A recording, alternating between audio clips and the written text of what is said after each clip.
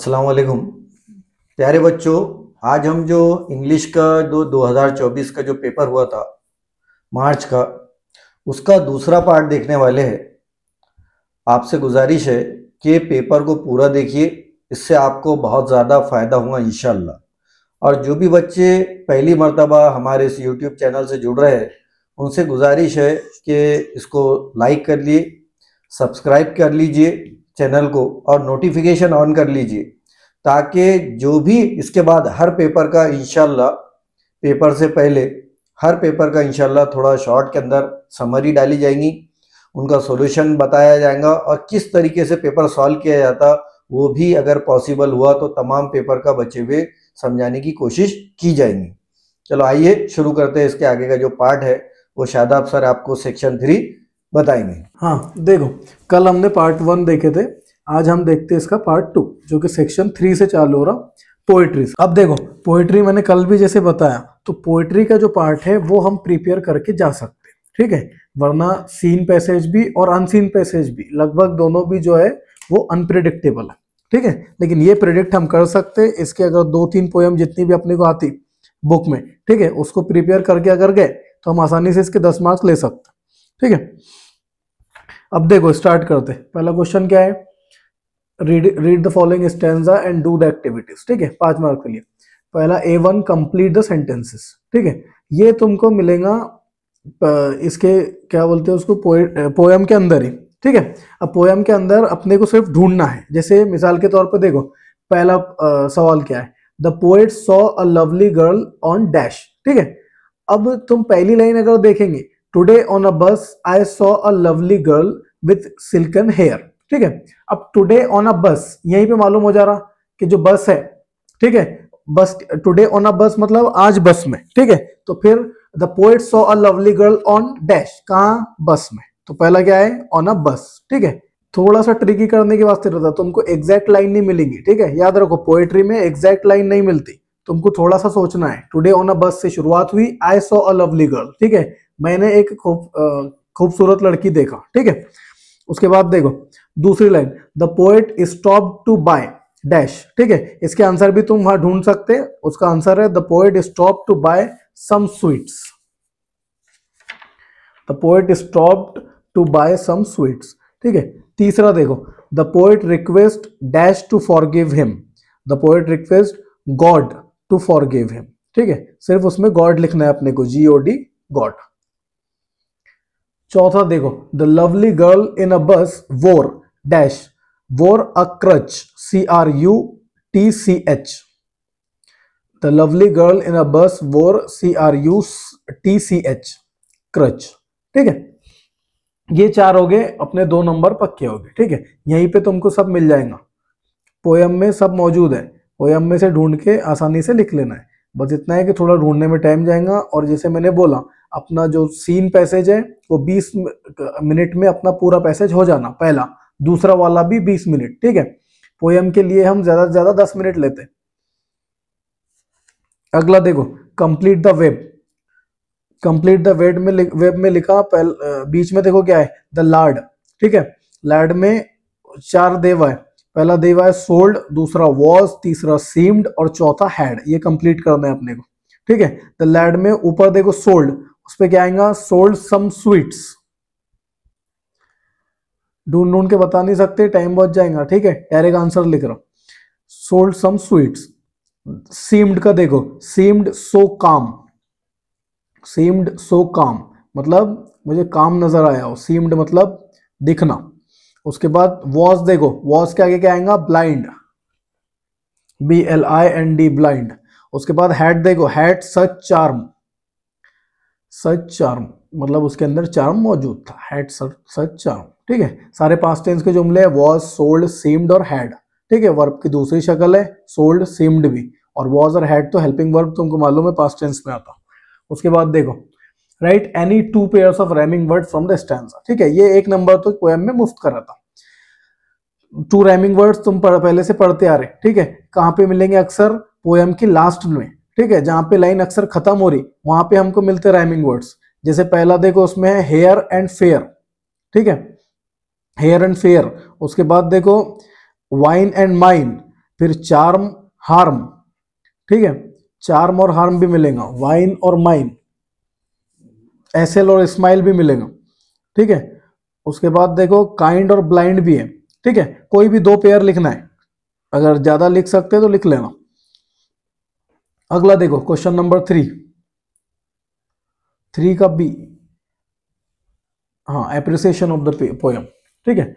Appreciation of the poem में ये भी ग्रामर का पार्ट है, ठीक है। जैसे कल मैंने बताया 80 में से 30 से 35 नंबर का ग्रामर ही हो जा रहा अपना। उसमें देखो, read the following poem, right an appreciation of it with the help of point given below. देखो पोयम के नीचे जाते हैं हम, हाँ, क्या क्या दे हुआ है, नंबर भी दे हुए हैं। टाइटल के लिए आधा नंबर है, नेम ऑफ द पोएट के लिए आधा नंबर है, rhyme scheme 1 number, figure of speech and theme, ठीक है। थीम में अपने को याद रखो 4 से 5 लाइन लिखना है, जहां भी 2 नंबर का दिखा, ठीक है, 4 से 5 लाइन, वो बोल रहा 2 to 3 लाइन्स, अपने को 4 लिखना है, ठीक है। करते चलो। देखो टाइटल का क्या आएगा उसका answer, you start dying slowly, ठीक है, यू स्टार्ट डाइंग स्लोली। हाँ, नेम ऑफ द पोएट देख लो, नेम ऑफ द पोएट भी याद रखना है अपने को। नेम ऑफ द पोएट क्या है, पैब्लो नेरुडा, ठीक है, PABLO, पैब्लो नेरुडा, NERUDA, ठीक है। अब आते हैं अपन राइम स्कीम पे। Rhyme scheme, there is no rhyme scheme in the poem, it is written in free verse style, ठीक है। इस पोएम में तुमको राइम स्कीम नहीं मिलेगी, ठीक है। क्या लिखेंगे वहां, there is no rhyme scheme in the poem, there is no rhyme scheme in the poem, बस इतना लिखने का है और छोड़ देने का, there is no rhyme scheme in the poem, 1 number मिल जाए। तुमने ये डिटेक्ट करे, ये आइडेंटिफाई करे कि राइम स्कीम नहीं है, ऑलरेडी इससे पता चलता है कि तुम इंटेलिजेंट है, ठीक है। तो उसमें there is no rhyme scheme लिख लिया, उस पर 1 नंबर इवेल्युएटर को देना ही है, ठीक है। उसके बाद देखो फिगर ऑफ स्पीच, एनीवन, ठीक है। अब याद रखो हर पोयम में 1 से लेके 2, 3, 4 तक तुमको फिगर ऑफ स्पीच मिल सकते। यहाँ पे एनीवन पे 1 मार्क दे रहा, ठीक है, आसानी से। जो आसान वाले फिगर ऑफ स्पीच तुमको लगते हैं, जैसे रिपीटेशन है, एलिट्रेशन है, मेटाफर है, वो वाले लिखने के, ठीक है। अब इसमें देखो क्या है, राइम इसकी फिगर ऑफ स्पीच इसमें कौन सा है, रिपीटेशन है, REPETITION, रिपीटेशन, ठीक है। रिपीटेशन तुमको मालूम है, रिपीटेशन कहाँ समझ में आएगा तुम्हारे, जब एक वर्ड बार बार रिपीट होगा, ठीक है, वो रहता अपना रिपीटेशन की फिगर ऑफ स्पीच, ठीक है। इसमें एंटीथेसिस भी है, एंटीथेसिस क्या रहता है, जहां पे तुमको ज्यादा अपोजिट वर्ड दिखेंगे, या फिर जो आइडियाज है वो कॉन्ट्राडिक्ट होंगे मतलब एक दूसरे को काटेंगे, ठीक है। जो आर्गुमेंट है वो डिफरेंट रहेंगे, समझ रहे। जैसे मिसाल के तौर पे सोशलिस्टिक प्रिंसिपल और कैपिटलिस्टिक प्रिंसिपल, दोनों की अगर बहस हुई तो कैसे आइडियाज है, ये कॉन्ट्राडिक्टिंग आइडियाज है, दोनों अलग अलग थॉट पे काम करते, अलग अलग आइडियाज पे काम करते, ठीक है। उसके बाद देखो नॉन टेक्सचुअल पैसेज पे आते हैं अपन, पोयम का पार्ट यहाँ पे, हाँ, थीम बाकी, थीम देखो, थीम में सेंट्रल आइडिया, पोयम अपने को आइडिया क्या मिल रहा पोयम से, हमने पोयम से क्या समझे, ये लिखना है अपने को, ठीक है। थीम में तुम क्या क्या लिख सकते हैं, इस पोयम से हमने क्या समझे। अब मिसाल के तौर पे देखो, life must flow and renew itself at every moment of its being, we live fully only when we enrich ourselves with new knowledge, wide experience, fresh emotion, daring encounters and exciting challenges। देखो इसमें poem में क्या था अक्सर, कि इंसान की जो जिंदगी है वो पूरी तरीके से चैलेंजेस से भरी हुई है, ठीक है, और वो चैलेंजेस को हमको फेस करना है, समझ रहे। Fresh emotion, daring encounters and exciting challenges, ठीक है। अब चैलेंजेस को लेके इंसान की 2 अप्रोच हो सकती, या तो वो एकदम गमजदा हो जाएगा, या फिर वो एक्साइटेड रहेगा कि भाई मैं इस चैलेंज में कैसे परफॉर्म करता हूँ, ठीक है। ये तुम पे डिपेंड करता है, तुम्हारे माइंडसेट पे डिपेंड करता है। If we settle for a life that is stagnant मतलब जो रुकी हुई रहती, ठीक है, ऐसी लाइफ जिसमें कोई इंप्रूवमेंट नहीं है, उसको कौन सी लाइफ बोलते हैं अपन, स्टैग्नेंट। रिपीटेटिव और conventional, we start dying slowly instead of living the life fully, ठीक है। अब ऐसी लाइफ जिसमें कोई इंप्रूवमेंट नहीं है, ठीक है, तो पोएट क्या बोल रहा कि हम यहाँ पे धीरे धीरे मरना चालू होते हैं, ठीक है, यानी इंसान जिंदा होके भी मरा हुआ महसूस करता अगर उसकी जिंदगी में चैलेंजेस नहीं है। तो ये तुमको अपनी जबान में आसानी से आसान इंग्लिश में लिखना है, जरूरी नहीं कि तुम भारी वोकैबुलरी यूज करो, ठीक है। जैसी इंग्लिश अपने को उस टाइम याद आ रही उस टाइम पे वो लिखना है, लेकिन थीम और सेंट्रल आइडिया में तुमको स्टार्ट कर देना है। तुम सोचते नहीं बैठेंगे, जब तक पेन चलता नहीं तब तक आइडियाज आते नहीं, तो पहले ही पेन को चलाओ, समझ रहे। आगे देखो सेक्शन 4 पे आते, ठीक है, अपना पोएट्री का पार्ट हो गया। अब सेक्शन 4 पे आते हैं। हाँ देखो नॉन टेक्सचुअल पैसेज, ठीक है, ये है अपना अनसीन पैसेज। ये सबसे अनप्रेडिक्टेबल पार्ट है पेपर का, ठीक है, कहाँ से आने वाला है ये नहीं मालूम, लेकिन याद रखो अनसीन पैसेज हमेशा सीन पैसेज से आसान रहता। अगर तुमने और प्रीवियस ईयर क्वेश्चन देखे होंगे 23 के, 22 के या 2021 के, तो तुम देखेंगे उसमें तुम पैटर्न नोट कर सकते कि पैटर्न देखेंगे तो जो अनसीन पैसेज है वो आसान रहता बनिस्बत किसके, सीन पैसेज के, समझ रहे। उसमें देखो स्टार्ट कैसे हो रहा, पहले तो पैसेज किसके बारे में देख लो, एपीजे अब्दुल कलाम, ठीक है, एपीजे अब्दुल कलाम की जो भी ऑटोबायोग्राफी है, उसके बाद जो अचीवमेंट्स है वो सब दिए है पैसेज, ठीक है। पहले पैसेज पढ़ना नहीं है, पहले पढ़ना है अपने को क्वेश्चन, ठीक है, वहां पे अपनी रीडिंग स्किल चेक नहीं हो रही, ठीक है, वहां पे पैसेज कोई पढ़ते बैठेंगे नहीं, पहले क्वेश्चन पढ़ेंगे, उसको देख के उसमें जो वर्ड्स है वो वर्ड्स अपन ढूंढेंगे पैसेज में, ठीक है। अपने को टाइम बचाना है, टाइम मैनेजमेंट अपना बहुत बड़ा पार्ट है लैंग्वेज में, ठीक है। उसमें देखो पहला खाली जगह, Kalam earned a degree in dash engineering, तुम जैसे इंजीनियरिंग पैसेज में मिलेगा उससे पहले मिलेगा तुमको उसका आंसर एरोनॉटिकल, ठीक है, एरोनॉटिकल इंजीनियरिंग, AERONAUTICAL एरोनॉटिकल, ठीक है, एरोनॉटिकल इंजीनियरिंग करे था एपीजे अब्दुल कलाम, ठीक है। उसके बाद देखो दूसरा डीआरडीओ स्टैंड फॉर, डीआरडीओ का फुल फॉर्म तुमको पैसेज में मिल जाएगा, defence research and development organisation, defence research and development organisation लिख लेना तुम, ठीक है। उसके बाद देखो तीसरा कलाम वॉज डैश,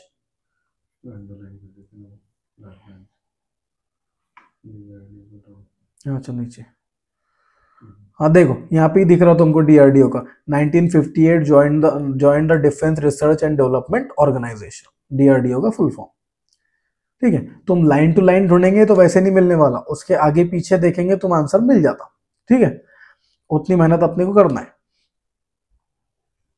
तीसरी खाली जगह देखो, Kalam was dash of the SLV-3 the first satellite launch vehicle, Kalam was dash project director, कौन सी पोस्ट थी, अब एपीजे अब्दुल कलाम की प्रोजेक्ट डायरेक्टर थे, ठीक है, he was the project director of SLV-3, मिल गया यहाँ पे, ही वॉज प्रोजेक्ट डायरेक्टर, ठीक है, प्रोजेक्ट डायरेक्टर वहां पे लिख लेना,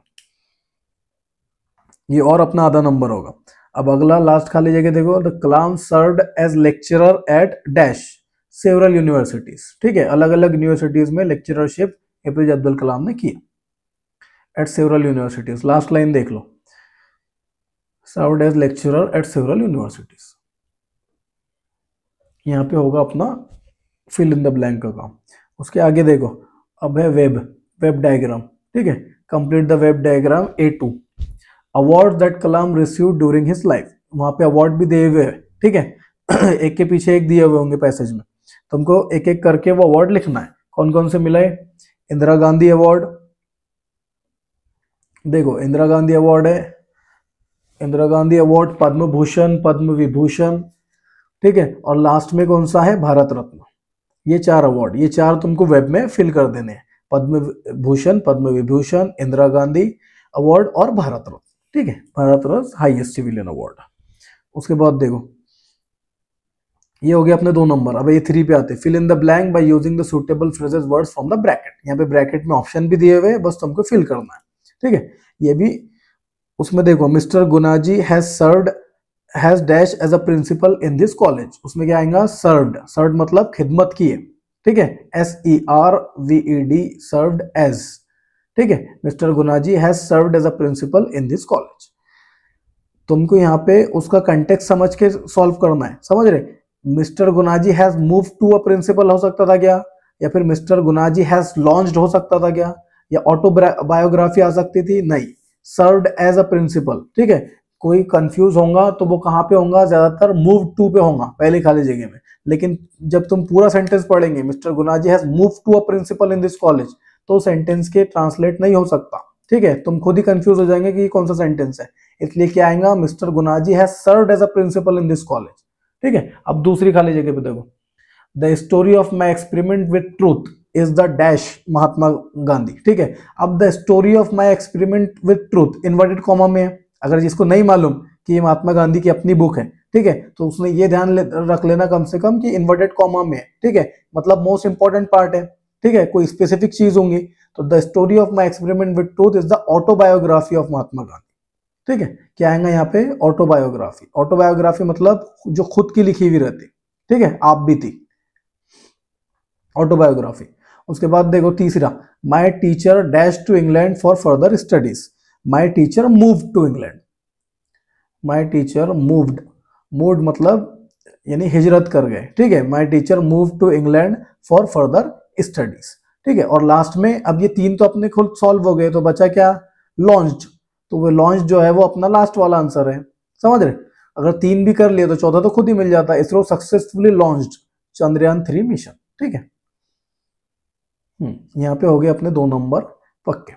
उसके बाद देखो A4, डू एज डायरेक्टेड, ठीक है। यहाँ पे भी अपना ग्रामर का पार्ट आ गया। अब देखो, कलाम रोट सेवरल बुक्स, ठीक है। अब तुमको ये पहचानना है। अब देखो, फ्रेम और WH क्वेश्चन। अब WH टाइप क्वेश्चन में भी अगर बनाना है तो तुम्हारा आ जाता ट्रांसफॉर्मेशन, ठीक है। तुम ट्रांसफॉर्मेशन 10वीं का पूरा साल करते आ रहे, समझ रहे? अब ट्रांसफॉर्मेशन तुम्हारा यहाँ पे अप्लाई होना, ठीक है। Knowledge without application is a waste of time, ठीक है। अगर तुम्हारा नॉलेज अप्लाई नहीं हो रहा, वो तुमको परफॉर्म करके नहीं दे रहा, तो तुम अपना टाइम वेस्ट कर रहे, ठीक है। तो कलाम रोट सेवरल बुक्स, कलाम के बाद देखो रोट है, WROTE, किसका पास्ट पार्टिसिपल है? राइट का, ठीक है। रोट को अंडरलाइन करो। उसमें देखो, कलाम रोट सेवरल बुक्स, कौन सा टेंस हुआ फिर? ये सिंपल पास्ट टेंस, ठीक है। Subject plus V2 plus object है, तो कौन सा है? सिंपल पास्ट टेंस, ठीक है। अब तुमको WH क्वेश्चन बनाना है, और जो आंसर आएगा वो सेवरल बुक्स आना, उसका आंसर अंडरलाइन पार्ट है ना, सेवरल बुक्स, तो वो तुम्हारा आंसर आना। कैसे बनाएंगे? उसमें देखो, अब जब अपना पास्ट का जुमला है तो अपन उसमें हेल्पिंग वर्ब क्या यूज करते हैं? डिड, ठीक है। कौन सा हेल्पिंग वर्ब यूज करते हैं? डिड। उसमें क्या बनाएंगे अपन? What did Kalam write, what did Kalam write, यानी कलाम ने क्या लिखे, समझ रहे? ये तो एक तो पास्ट टेंस का भी होगा। अब इसका जवाब क्या आएगा? Several books. What did Kalam right, तो कलाम ने सेवरल, कलाम रोट सेवरल बुक्स, ये उसका आंसर बन गया। WH question. WH क्वेश्चन जो व्हाट से शुरू होता, व्हेन से शुरू होता, वेयर, हाउ, ठीक है, ये सब जो है तो WH क्वेश्चन कहलाते, ठीक है। उसके बाद दूसरा देखो, Kalam earned a degree in aeronautical engineering, begin the sentence with a degree in, ठीक है। यहाँ पे आगा अपना एक्टिव पैसिव, ठीक है, एक्टिव वाइज और पैसिव वाइज। हम 9वीं में भी सॉल्व करते, उसके बाद 10वीं में फर्स्ट टर्म से लेके कॉमन टेस्ट में भी सॉल्व करते, ठीक है। बार बार सॉल्व करने के बाद अच्छी खासी प्रैक्टिस हो जाती है। यहाँ पे अपने को मार्क्स गंवाना नहीं है, 1 नंबर का सवाल है, ठीक है। उसमें देखो, Kalam earned a degree in aeronautical engineering, ठीक है। अब इसमें हम क्या करते हैं? एरोनॉटिकल इंजीनियरिंग को अंडरलाइन करो। एरोनॉटिकल इंजीनियरिंग अपना यहाँ पे क्या है? ऑब्जेक्ट, तो हम उसको क्या बनाएंगे? सब्जेक्ट, ठीक है। ऑब्जेक्ट को हम क्या बनाते हैं यहाँ पे? सब्जेक्ट। अब कैसे शुरू होगा? अ डिग्री इन एरोनॉटिकल इंजीनियरिंग, समझ रहे? अ डिग्री इन एरोनॉटिकल इंजीनियरिंग, और डिग्री इन एरोनॉटिकल इंजीनियरिंग, ये होगा अपना सब्जेक्ट। जो ऑब्जेक्ट है उसको सब्जेक्ट बनाना है अपने को। डिग्री इन एरोनॉटिकल इंजीनियरिंग, ये होगा अपना सब्जेक्ट, ठीक है। उसके बाद हम बी का फॉर्म यूज करते हैं, ठीक है। तो यहाँ पे कौन सा करेंगे? अब देखो, कलाम अर्नड आया था सेंटेंस में, ठीक है, मतलब V2 था, ठीक है। तो यहाँ हम यूज करेंगे पास्ट टेंस का बी फॉर्म, कौन सा है? वॉज, ठीक है। A degree in aeronautical engineering was. उसके बाद हम लगाते earned verb, EARNED, earned by Kalam, ठीक है, बाय कलाम। अब इसका जाब्ता कैसे होगा? Object plus be plus V, V मतलब verb, plus by plus subject, BEB, plus verb plus BY bye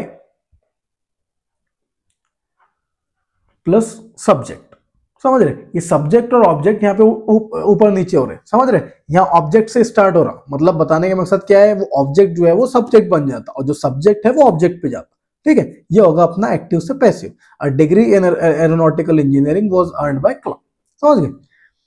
तो ये हो गया अपने और 2 मार्क्स ग्रामर के, ठीक है। अब लास्ट वाला पार्ट है अपना A5, जो पर्सनल रिस्पॉन्स में है। Who is your role model, write few lines about him. अब जिसका जो जो रोल मॉडल है वो अपना अपना रोल मॉडल पकड़ के लिख सकता, समझ रहे? उसमें देखो रोल मॉडल कौन कौन से हो सकते हैं, जैसे किसी का अगर इस्लामिक स्कॉलर हो सकता रोल मॉडल, ठीक है, किसी का साइंस की फील्ड में हो सकता, किसी का और कोई फील्ड में हो सकता, सिविल सर्विसेज में हो सकता, समझ रहे। अब यहाँ पे who is your role model, तो जैसे एक एग्जांपल के तौर पे अब अपने जो वालिदैन है, पेरेंट्स, वो भी अपने रोल मॉडल है, ठीक है, उनसे कितनी ज्यादा चीजें सीखते हैं, जितना उनसे सीखते हो उतना तो किसी से भी नहीं सीखते, ठीक है। और जो सीखने की एज रहती है अपनी, ठीक है, 6 साल की उम्र से लेके 15 साल तक, तो ये तो हम सबसे ज्यादा किससे सीखते हैं, माँ बाप से सीखते हैं। अब अगर फादर लिखना है अपना रोल मॉडल, तो क्या क्या जुमले बना सकते हैं। अब देखो 2 नंबर के वास्ते तो पहले से बोलते आ रहा 4 से 5 लाइन तुमको लिखना है। अब फादर के बारे में हम अगर 5 लाइन नहीं लिख सकते तो फिर बहुत सोचने की बात है, समझ रहे। अब उसमें देखो फादर के लिए क्या क्या लिख सकते, my father is my role model, he works hard day and night to fulfil his dream and to give us all comforts of life, कि मेरे फादर जो है वो दिन रात मेहनत करके हमारे सपने पूरे करते। उनके पहला बेसिक मकसद क्या रहता कि हम कंफर्ट जोन में रहे, समझ रहे, हम कंफर्टेबल रहे, कौन, उनकी औलाद और उनके बच्चे, उनकी बीवी और उनके बच्चे, ठीक है। He is a loving and caring person with high morals, ठीक है, वो हमें मोहब्बत करते, शफकत से रहते, उसके बाद उनके मॉरल्स भी हाई है, मतलब वो उसूलों के पाबंद है, ठीक है, ऐसा नहीं है कि बस दरिया के बहाव के साथ बह जाते करके, समझ रहे, उनके अपने मॉरल्स है। He achieved great success with his hard work and dedication, उन्होंने अपनी जिंदगी में बहुत सारी अचीवमेंट अचीव की है, समझ रहे। एंड डेडिकेशन, डेडिकेशन मतलब वो परसिवरेंस के साथ लगे हुए, समझ रहे, डेडिकेशन एक जैसे वो अपने मकसद के लिए जद्दोजहद करते। So I want to be like my father, इसलिए मैं अपने फादर के जैसे बनना चाहता हूँ, ठीक है। बेसिक बेसिक जुमले, he works hard day and night to fulfil his dream, ठीक है, he is a loving and caring person with high morals, ये एक सेंटेंस होगा। He achieved great success with his hard work and dedication, ये एक sentence, ठीक है, 3। और ये so I want to be like my father, ठीक है, मैं कैसे बनना चाहता हूँ मेरे वालिद के जैसे। ये हो गया अपना A5, ठीक है, रोल मॉडल का पार्ट अपना हो गया। उसके बाद देखो समरी राइटिंग, ठीक है, समरी राइटिंग 5 मार्क्स का है, ठीक है। अब समरी राइटिंग में तुमको read the passage given in question number 4A and write summary of it, suggest a suitable title to the summary. Summary को एक तो टाइटल भी देना है, ठीक है, और उसकी बेस पे अपने को लिखना है। मतलब समरी क्या रहती है कि तुम कोई भी पैसेज पढ़ रहे, आर्टिकल पढ़ रहे, ठीक है, तो उसको तुम समराइज करो, मतलब छोटा करके बताओ। ऐसे छोटे करने होना तुमने कि वो आर्टिकल पढ़ने की बजाय इंसान ने समरी पढ़ के ही उसको पूरा कंटेक्स्ट समझ में आ जाना, समझ रहे। मतलब ये कि उसमें से इंपॉर्टेंट पॉइंट नहीं भूलना है। जैसे अगर तुमने इस पे समरी लिखे और APJ अब्दुल कलाम के डेट ऑफ बर्थ ही भूल गए, समझ रहे, तो फिर वो समरी क्या काम की।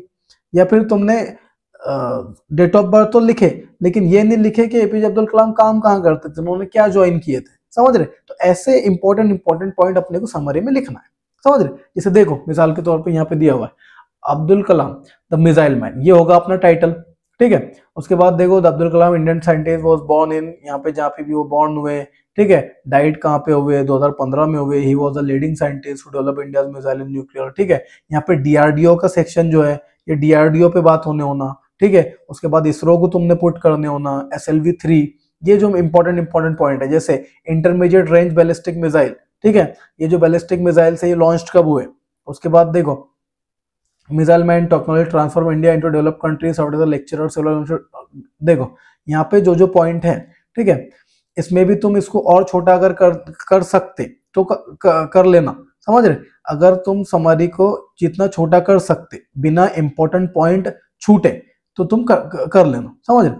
उसमें देखो और क्या दिया, fire he was bestowed upon many title award by government of India including India's highest civilian award Bharat Ratna award with the president. देखो अब यहाँ पे ऊपर हमने देखे थे कि APJ अब्दुल कलाम को तो 4 अवार्ड मिले, इंदिरा गांधी अवार्ड, भारत रत्न, पद्म विभूषण और पद्म भूषण। लेकिन यहाँ पे जो समरी है इसमें किसका जिक्र हुआ, सिर्फ भारत रत्न का। क्यों, क्योंकि वो इंडिया का हाईएस्ट सिविलियन अवार्ड है, समझ रहे। अब जब हम समरी लिख रहे उसको शॉर्ट करना चाह रहे तो फिर ये इंदिरा गांधी अवार्ड, पद्म विभूषण, पद्म भूषण क्यों लिखने का काम है, समझ रहे। सिर्फ भारत रत्न लिखे हो जाएगा। समरी में अपना बेसिक पर्पस, बेसिक मोटिव क्या रहता कि हम उसको छोटा से छोटा करें और इस तरीके से छोटा करें कि वो पैराग्राफ पढ़ने की जरूरत ही ना हो, पैसेज पढ़ने की जरूरत ही ना हो। हमारा जो समरी का पैराग्राफ है उसमें ही सब कुछ समझ में आ जाए, समझ गए। अगर ऐसे लिखेंगे तो 5 नंबर तुम्हारे पक्के। देखो उसके बाद देखो मेकिंग इसकी, ये जो समरी का पार्ट है उसमें देखो मार्क्स कैसे देता हूँ इवेल्युएटर, ठीक है। Suggest right a title, title तुम देंगे जैसे Abdul Kalam the missile man, यहीं पे 1 नंबर हो जा रहा, समझ रहे। उसके बाद जो सेंट्रल आइडिया थीम है, ठीक है, जो पैसेज में जिस बारे में बात की गई, अगर तुम उसको समरी में उतार पा रहे तो वो तुमको 2 नंबर दे देगा, ठीक है। और लास्ट में हर जगह तुम इंग्लिश के पेपर में देखेंगे तुम्हारा ग्रामर चेक होगा, समझ रहे। तो ये ग्रामर तुम्हारा पूरा ट्रांसफॉर्मेशन से आने होना, एग्जैक्ट जैसे कि वैसा हम जो सेंटेंस फॉर्मेशन करते वैसा कोई नहीं करता। अगर तुम वो तरीके से ट्रांसफॉर्मेशन के तरीके से उसको उतार सकते हैं तो बहुत अच्छी बात है, तुम्हारे मार्क्स नहीं कटेंगे, क्योंकि समरी में तुम्हारी लैंग्वेज चेक होंगी, ठीक है। अगर अप्रोप्रिएट लैंग्वेज नहीं है तो वो तुमको पूरे पूरे 2 मार्क्स नहीं देगा, ठीक है। वो 5 में से जो 2 मार्क्स है वो सिर्फ लैंग्वेज पे। अगर तुमने ग्रामेटिकल मिस्टेक्स करे, मिसाल के तौर पे समरी में तुमने 5 से 6 अगर गलतियां कर दी, ठीक है, तो वो तुम्हारे 2 मार्क्स दे ही नहीं सकता, तुमको वो कम से कम 1 मार्क काटेगा, ठीक है। कितनी भी अच्छी समरी हो तो फिर 5 की जगह 4 ही मिलेंगे, ठीक है। उसके बाद देखो राइटिंग स्किल का जो पार्ट है ये अपना 20 मार्क्स का, ठीक है। अब 20 मार्क्स का राइटिंग स्किल का पार्ट है, और इस ये अपना पार्ट जो है ये टाइम कंज्यूमिंग भी है, और तुम्हारी सारी जो स्किल्स है वो यहाँ पे चेक होती है। राइटिंग स्किल से मुराद ये नहीं है कि तुम्हारी हैंड राइटिंग कितनी अच्छी है, समझ रहे।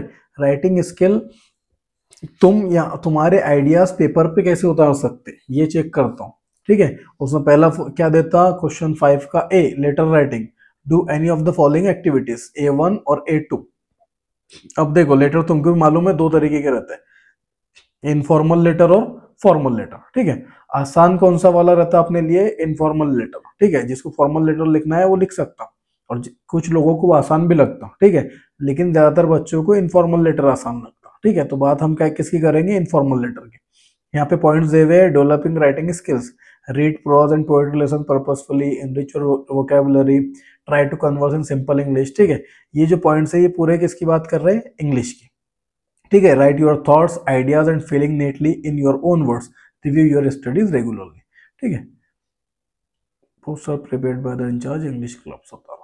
Write a letter to your friend who is not doing well in English. Advise him her to study well.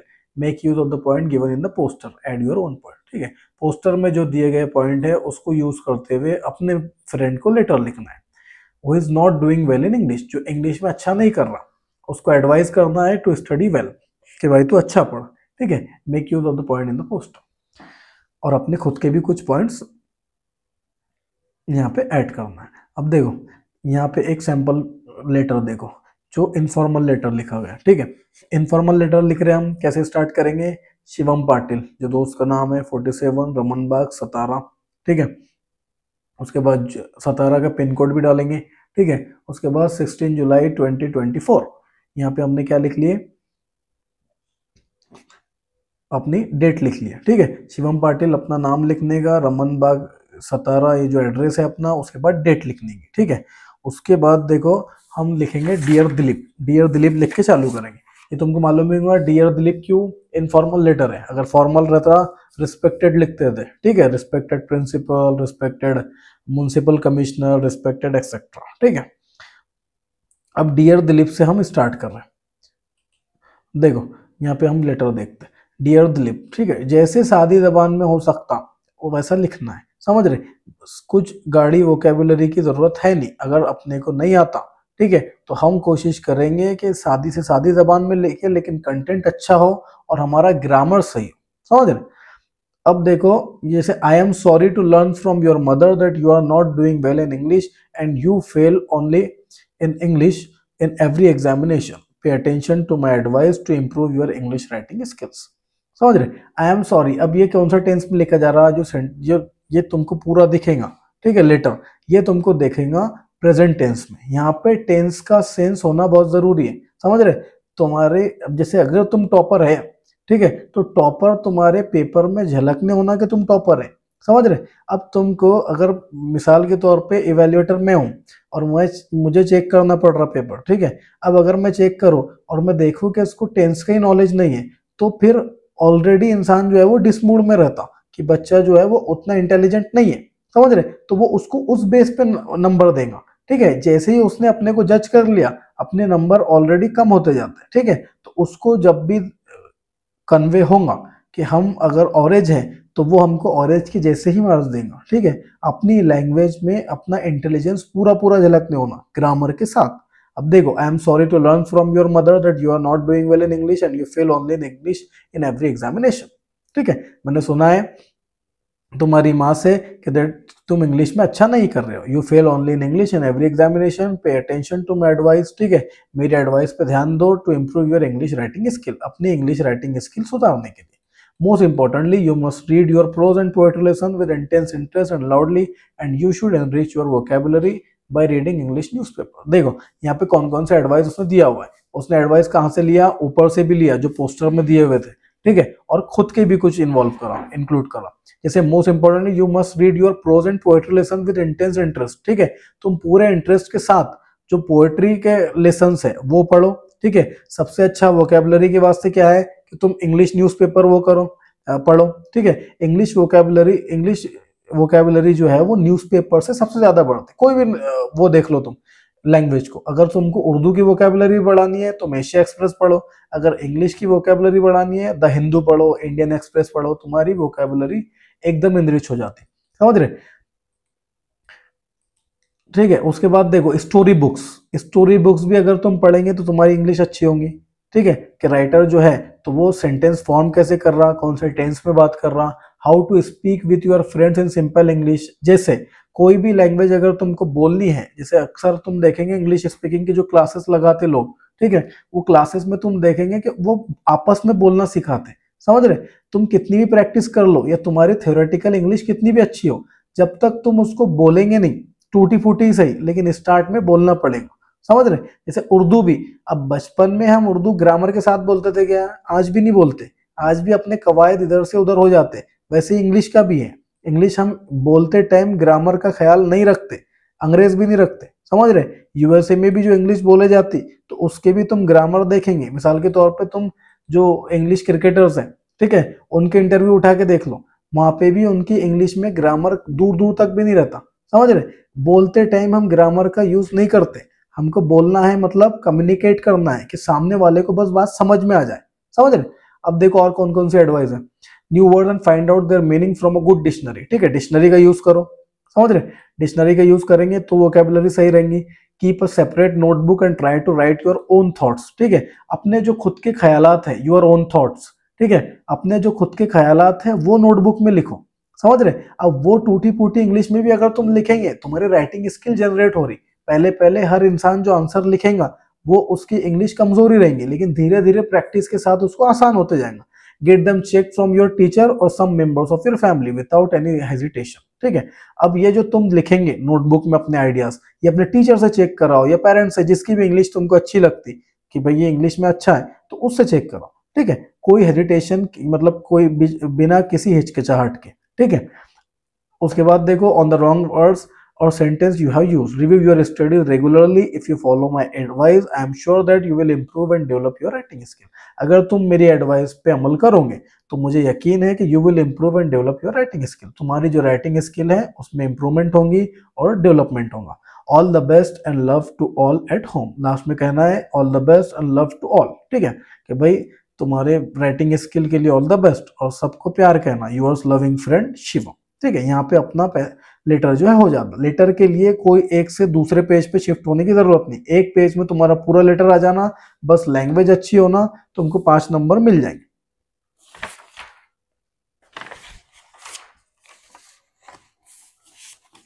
अब देखो उसमें मार्किंग सिस्टम कैसा रहता लेटर में, तुम्हारा जो एड्रेस लिखे तुमने ऊपर, ठीक है, वो एड्रेस पे आधा नंबर है, ठीक है, सैल्यूटेशन पे आधा नंबर है। मेन बॉडी जो है अपना जो 2 पैसे, कम से कम अपन 2 पैराग्राफ लिखेंगे, छोटे छोटे ही सही लेकिन 2 पैराग्राफ, ठीक है, 2 पैराग्राफ अपन लिखेंगे तो अपने को मिलेगा 2.5 नंबर, ठीक है। 2.5 नंबर के बाद जो क्लोजिंग करेंगे अपन, जैसे क्लोजिंग पे क्या करें अपन ने, देखो ये 2 पैराग्राफ जो लिखेंगे अपन, इस पे अपना 2.5 नंबर रहेगा, ऊपर एड्रेस पे आधा नंबर डाल दिया, ठीक है। उसके बाद देखो क्लोजिंग हमने कहाँ करे, all the best and love to all at home, दिख रहा, योर्स लविंग फ्रेंड, ठीक है, इस पे आधा नंबर है शिवम के साथ नाम अपना लास्ट में लिखने का, ठीक है। और 1 नंबर तुम्हारा है लैंग्वेज पे। बात वही आती कि तुम्हारी राइटिंग स्किल है तो ग्रामर चेक होगा, तुम्हारा पूरे लेटर में जहां भी ग्रामर अगर मिस्टेक है, 3-4 से ज्यादा मिस्टेक है अगर, तो तुम्हारा वो 1 नंबर पूरी तरीके से कट जाएगा। ठीक है, तो ग्रामर का ख्याल रखते हुए अपने को राइटिंग स्किल सॉल्व करना है। ग्रामर पे यहाँ पे 1 नंबर है। ठीक है, आगे बढ़ते हैं। देखो फॉर्मल लेटर बताने की जरूरत नहीं है, तुम फॉर्मल लेटर में यहाँ क्या चेंजेस कर सकते हैं, जैसे डियर दिलीप है। ठीक है, अब डियर दिलीप, अब तुम दिलीप को तो लिखने वाले नहीं, तो वहां क्या लिखेंगे तुम, रिस्पेक्टेड टीचर या respected principal, respected municipal commissioner, जिसको भी लेटर लिखना हो। ठीक है, या क्लब इंचार्ज का बोला हुआ है यहाँ पे, write a letter to club incharge, तो क्या बोलेंगे, रिस्पेक्टेड क्लब इंचार्ज। समझ रहे, ऐसे लिखना है। और क्या करेंगे, वहां पे दोनों साइड एड्रेस लिखना पड़ता है। ठीक है, दोनों साइड मतलब जैसे फॉर्मल लेटर लिखना है तो क्या लिखेंगे, to the club incharge English club Satara. ठीक है, उसमें सब्जेक्ट लिखना है, thanking for giving poster of developing writing skill. ठीक है, सब्जेक्ट लिखना है, सब्जेक्ट का एक आधा नंबर रहेगा तुम्हारे पास। ठीक है, उसके बाद से कैसे स्टार्ट करेंगे कि डियर सर मैडम। ठीक है, और जो भी तुमको मेन बॉडी में लगता जो इंपॉर्टेंट है वो करना है। अब उसकी भी मार्किंग स्कीम कैसी रहती है, सेंडर्स एड्रेस एंड डेट पे आधा नंबर, रेसिपेंट एड्रेस पे आधा नंबर, 2 एड्रेस लिखना है बोला मैंने। ठीक है, उसके बाद सब्जेक्ट एंड सैल्यूटेशन पे आधा नंबर। ठीक है, और मेन बॉडी पे 2 नंबर, क्लोजिंग पे आधा, और ग्रामेटिकल स्ट्रक्चर पे 1। समझिए, ये होगा अपना लेटर का पार्ट। ठीक है, लेटर तुम आसानी से लिख सकते, तुम 8 स्टैंडर्ड से लेटर लिखते आ रहे, समझ रहे। अगर तुमने सिर्फ पेपरों में भी लिखे होंगे तो भी 6 लेटर हो गए। ठीक है, वैसे हम कंटिन्यू लेटर लिखते ही रहते हैं, तो लेटर के 5 नंबर अपने को पूरे पूरे होना। उसके बाद देखो बी, डायलॉग राइटिंग, ड्राफ्टिंग है स्पीच। ठीक है, ये डायलॉग राइटिंग का पार्ट राइटिंग स्किल में सबसे इजी है, ये 5 मार्क्स हमको आसानी से मिल सकते हैं अगर तुम उसको एकदम सिंसियरिटी के साथ एकदम सीरियस लेके करे तो। देखो डायलॉग राइटिंग, यहाँ पे क्या करना है, prepare a dialogue from the jumbled sentences. ये सेंटेंस इधर उधर हुए हुए हैं। ठीक है, इसका जो सीरीज वाइज स्ट्रक्चर है वो थोड़ा हिला हुआ है, अपने को उसको फिट करना है। समझ रहे कि पहले पे कौन सा आएगा, दूसरे पे कौन सा आएगा, तीसरे पे कौन सा आएगा और चौथा कौन सा आएगा। ठीक है, प्रॉपर ऑर्डर में अपने को लगाना है। अब देखो पहला कौन सा आएगा यहाँ पे, have you participated in any cultural event. ठीक है, ये क्या है, अपना क्वेश्चन है। देखो दूसरा नंबर का और तीसरा नंबर का दोनों देखो, इसके लास्ट में क्या है, क्वेश्चन मार्क।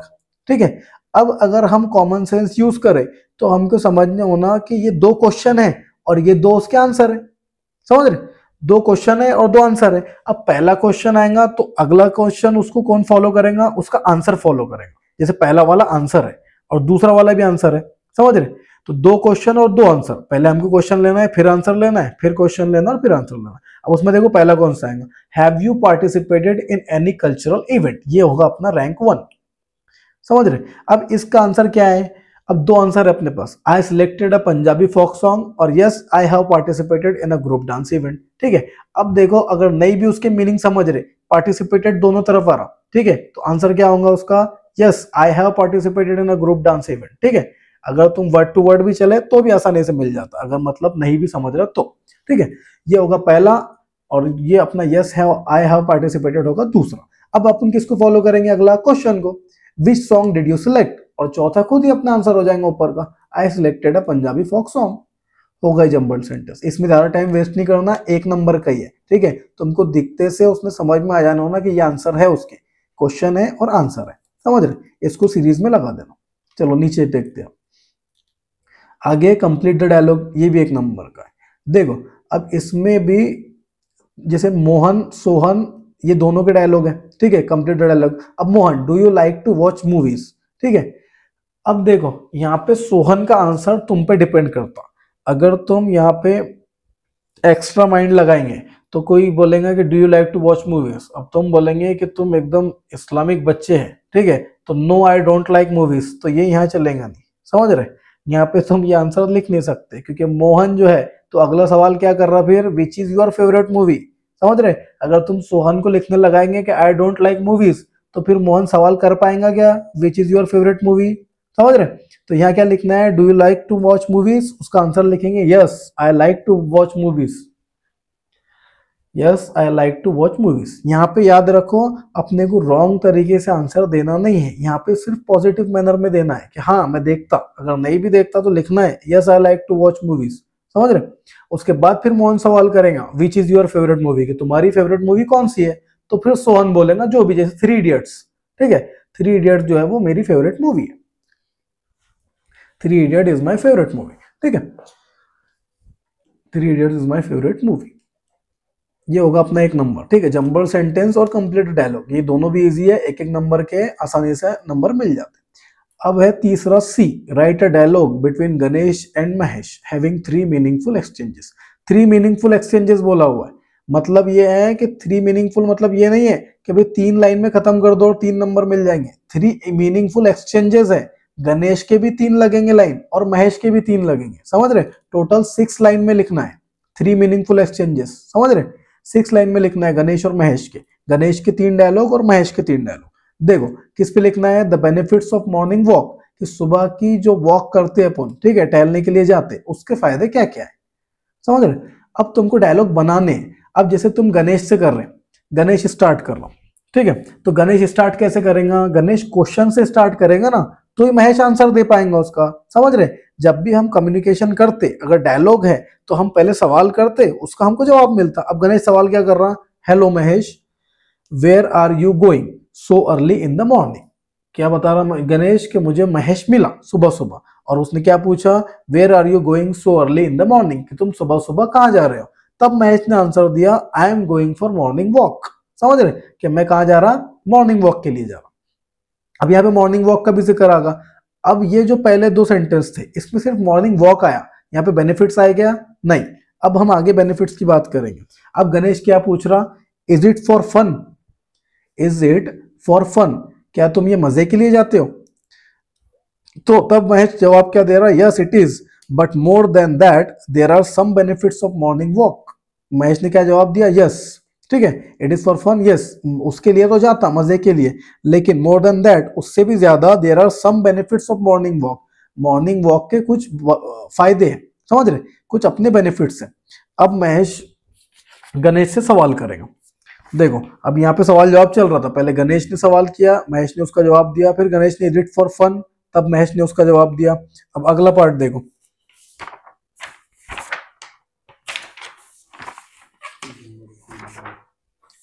हाँ Ganesh, what are they, Ganesh का अगला सवाल क्या है, व्हाट आर दे। महेश ने क्या बोला था कि इसके कुछ फायदे हैं, तो तब महेश ने सवाल क्या किया, व्हाट आर दे, कि उसके क्या फायदे हैं, समझ रहे। दे क्यों यूज हुआ, THEY दे प्लूरल फॉर्म है, बेनिफिट्स बोला था उसने, एक बेनिफिट नहीं बोला था। अगर एक बेनिफिट रहा तो गणेश सवाल क्या करता था, व्हाट इज इट, कि उसका एक फायदा क्या है बताओ, लेकिन यहाँ गणेश ने सवाल क्या किया, व्हाट आर दे। यहाँ पे भी तुम्हारा ग्रामर टेस्ट होगा, समझ रहे। अब महेश जवाब क्या दे रहा, morning walk keeps us fresh and gives us good exercise if you walk fast in the healthy atmosphere, ठीक है, क्या करता मॉर्निंग वॉक, हमें फ्रेश रखता, ठीक है, और गुड एक्सरसाइज, अगर ये बहुत अच्छी एक्सरसाइज है, ठीक है, योगा के जैसी, समझ रहे, इन द हेल्दी एटमॉस्फेयर, अगर तुम अच्छे एटमॉस्फेयर में वॉक कर रहे तब, जैसे अगर तुम सर्दियों में दिल्ली में वॉक कर रहे तो वो इससे अच्छा है कि तुम घर में बैठे हुए रहो, समझ रहे, क्यों, क्योंकि वहां की एयर क्वालिटी कितनी है, 450 तक जाता है इंडेक्स वहां का। अगर वहां पे तुम वॉक करने निकले तो अगर रोज 1 महीना वॉक करते गए तो तुम्हारे जो किडनियां फेल हो जाएंगे, ठीक है, फेफड़े काम नहीं करेंगे। तो इस कहाँ पे वॉक करना है हमको, हेल्दी एटमॉस्फेयर में, ठीक है।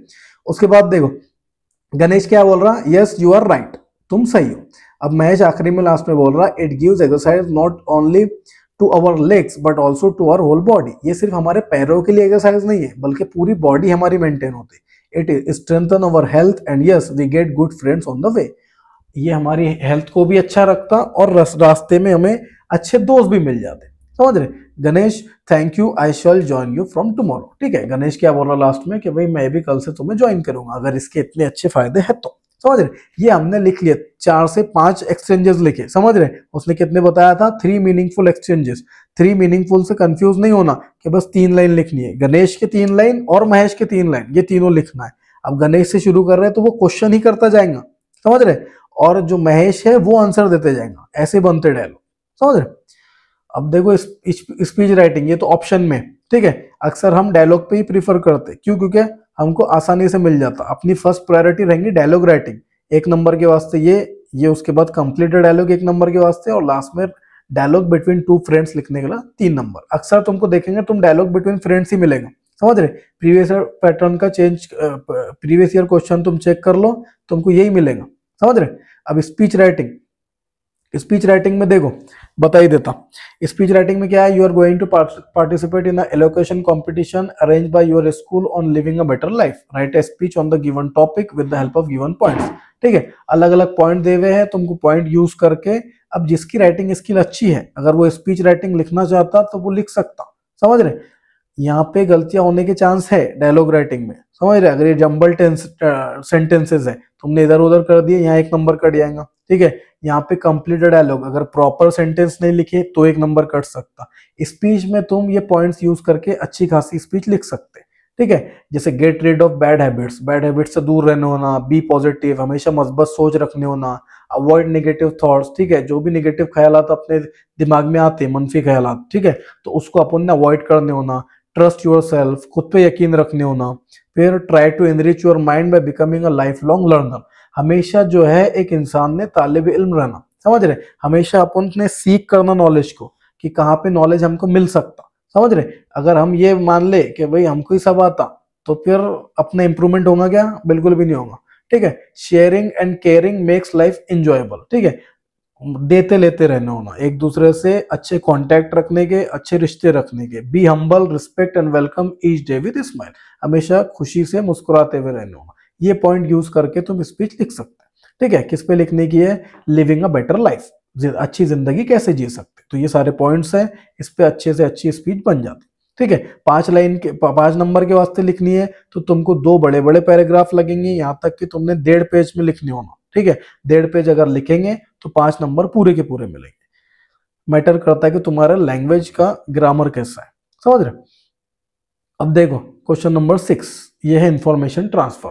इसमें 2 तरीके के क्वेश्चन आते हैं, एक तो आता नॉन वर्बल टू वर्बल और दूसरा आता वर्बल टू नॉन वर्बल।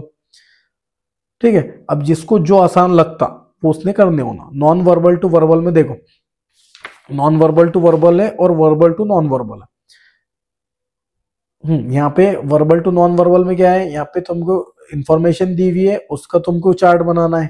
ठीक है, और यहाँ पे चार्ट दे हुआ है नॉन वर्बल टू वर्बल, उसमें चार्ट से तुमको इंफॉर्मेशन लिखनी है।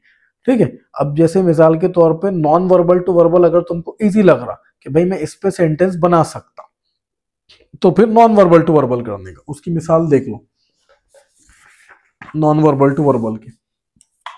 अब देखो पैराग्राफ में क्या दे हुआ है, सीजन्स है। ठीक है, रेनी, विंटर एंड समर। ठीक है, बारिश का मौसम है, सर्दी का है और गर्मी का है, ये 3 सीजन दे हुए।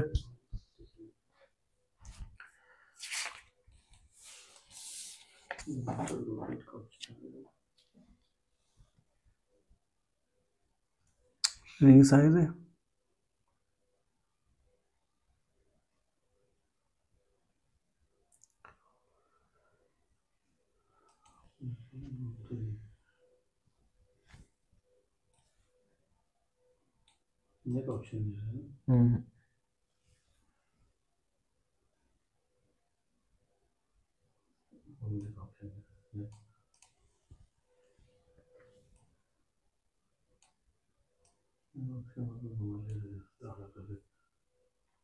बड़ा कभी चलता।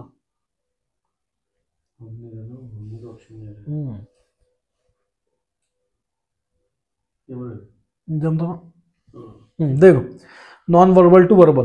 ठीक है, हम सीजन्स देखते, सीजन्स देवा है, उसमें देख क्या क्या देवा है, रेनी, विंटर और समर। ठीक है, और फिर इनके भी पार्ट्स देवे। समझ रहे, अब यहाँ पे अपना मेजर स्किल कौन सी चेक होंगी कि हम सेंटेंस फॉर्मेशन अच्छे से कर पाते या नहीं। समझ रहे, अब यहाँ पे हमको सेंटेंस बनाना है। समझ रहे, 5 नंबर के वास्ते अगर है तो हम कितना बनाएंगे, कम से कम उसका 1 पेज तो भरना ही भरना है।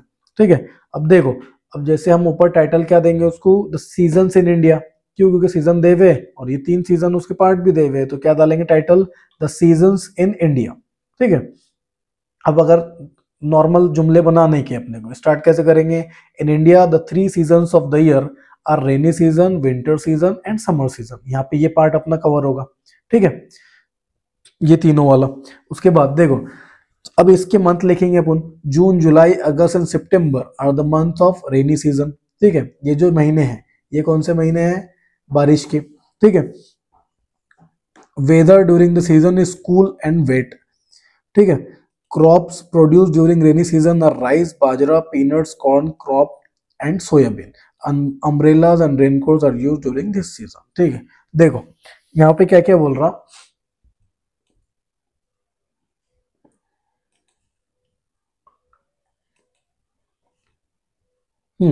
पहले तो हमको दे हुए देखो सीजन, ठीक है, उसके बाद उनके दे हुए महीने, ठीक है, उसके बाद देखो उसमें एटमॉस्फेयर कैसे रहता, ठीक है, वहां पे जो जो जैसे हॉट रहता, वेट रहता, डैम्प रहता, समझ रहे, गर्मी रहती है, सर्दी, वो भी दिया हुआ है। फिर उसमें वहां पे उगाया क्या क्या जाता, ये भी दिया हुआ है, समझ रहे। और फिर हम उसमें रिएक्ट कैसे करते, ठीक है, ये देखो यहाँ पे क्रॉप दे हुए और नीचे दे हुआ है हम उसमें रिएक्ट कैसे करते, यानी किस किस चीज की हमको जरूरत रहती, समझ रहे। जो भी एक्सेसरीज अपने पास रहती उस मौसम में हम वो यूज करते हैं, ऐसे उसका फ्लो दे हुआ है पूरा। ठीक है, पहले सीजन, ठीक है, सीजन कौन कौन से है, फिर उसके महीने दे हुए, महीने के बाद दे हुआ है कि उसमें एटमॉस्फेयर कैसे रहता, फिर उसमें क्रॉप्स कौन कौन सी उगाई जाती, फसलें, और लास्ट में एक्सेसरीज। ठीक है, हम ऐसे उसको बनाएंगे। अब जैसे पहले हमने क्या लिए, June July August and September are the month of rainy season. किसकी बात कर रहे हैं अपन, रेनी सीजन की। ठीक है, weather during the season is cool and wet. इस मौसम में कैसा रहता, सर्दी रहती और गीला गीला रहता। Crops produce during rainy season are, कौन कौन सी क्रॉप, जो फसलें जो है वो कौन कौन सी उगाई जाती, राइस है, बाजरा है, पीनट है, ठीक है, उसके बाद कॉर्न क्रॉप है, सोयाबीन है, समझ रहे। ये जो फसलें हैं ये रेनी सीजन में उगाई जाती है। अब हम इसमें रिएक्ट कैसे करते हैं, कौन सी एक्सेसरीज यूज करते हैं, अम्ब्रेला, रेनकोट, समझ रहे, ये बारिश की मौसम में हमको लगती। ठीक है, ये अपन ने बना लिए सेंटेंसेस की, umbrella and raincoat are used during this season, ये एक सेंटेंस होगा, समझ रहे। ऐसे से अपना रेनी सीजन का एक पैराग्राफ आसानी से बन सकता, छोटा छोटा। ठीक है, उसके बाद बढ़ते हैं अपन विंटर सीजन पे। अब देखो विंटर सीजन के महीने लिख सकते हैं। Winter season last for 4 month. अब कौन कौन से महीने हैं वो, अक्टूबर, नवंबर, दिसंबर और जनवरी। ठीक है, ये याद भी होना अपने को, ऑलरेडी पैसेज में दिया हुआ। ठीक है, अब ये 4 जो महीने हैं, उसके बाद क्या पढ़ेंगे हम, weather during this period is cool. ठीक है, कैसा रहता, कूल रहता, ठंडा माहौल रहता, वेट एंड डैम्प। ठीक है, गीला गीला रहता, गीला भी क्यों रहता है, शबनम की वजह से। फार्मर्स प्रोड्यूस जवार, वीट, ग्राम, शुगर केन। ठीक है, शुगर केन गन्ने की जो फसल है, ठीक है, उसके बाद जवार, वीट, गेहूं उगाया जाता, जवार उगाया जाता, ग्राम उगाया जाता। ठीक है, इसमें जो जो क्रॉप्स हैं उसका हम जिक्र करेंगे एक साथ। कैसे करेंगे, यहाँ पे जैसे दिया हुआ है, जो डायरेक्ट कॉमा लगा के उसको यूज करना है। ठीक है, ज्यादा कोई बड़े सेंटेंस बनाने की जरूरत नहीं, ऑलरेडी इतना डाटा है कि अपना एक पेज आसानी से भर सकता। ठीक है, तो वही डाटा को अपने को यूज करना है। प्यूपल, अब देखो क्या क्या दे हुआ है, स्वेटर, वार्म क्लॉथ और ग्लव्स। ठीक है, अब ये अपनी एक्सेसरीज रहती है इसमें जो हम यूज करते हैं, तो उसको कैसा सेंटेंस बनाएंगे, people wear sweaters, warm clothes, gloves and scarfs. लोग क्या पहनते हैं मौसम में, ये चीजें पहनते हैं, स्वेटर पहनते हैं, वार्म क्लॉथ पहनते हैं, ग्लव्स पहनते हैं, स्कार्फ पहनते हैं। ये होगा अपना विंटर का एक पार्ट। ठीक है, ये विंटर पे भी अपन ने 3 से 4 लाइन लिख लिए, समझ रहे, ये एक अपना छोटा सा पैराग्राफ होगा। अब हम आगे देखते हैं समर सीजन। ठीक है, समर सीजन में देखो गर्मी के 4 महीने अपने को सबको याद है, कौन कौन से है, फरवरी, मार्च, अप्रैल और मई। ठीक है, तो summer season begin in the month of February and stays for the 4 month till the month of May. यहाँ पे क्या करें हमने, चारों के नाम ना लिखते हुए क्या लिखे कि फरवरी में स्टार्ट होता और मई में खत्म हो जाता समर वाला। ठीक है, अब यहाँ पे टेम्परेचर और वो कैसे रहेगा, जैसे हम लिख सकते हैं हॉट टेम्परेचर रहता, इंडिया में 52 तक जाता, ज्यादातर राजस्थान के पार्ट में सर्दी रहती, समझ रहे, हॉट एंड सनी रहता। ठीक है, उसके बाद देखो the weather during this month is hot and sunny. उसके बाद इसमें क्या क्या उगाए जाते हैं, groundnuts, sunflower, onions and peanuts. ठीक है, इसमें ये फसल उगाई जाती है, ये हमको लिखना है, कॉमा लगा के लिखना है। इन फसलों के बारे में लिखेंगे तो अपना जो मटेरियल है वो ज्यादा वॉस्ट हो जाएगा। ठीक है, उसको शॉर्ट ही रन देना है, छोटे छोटे जुमले बनाना है।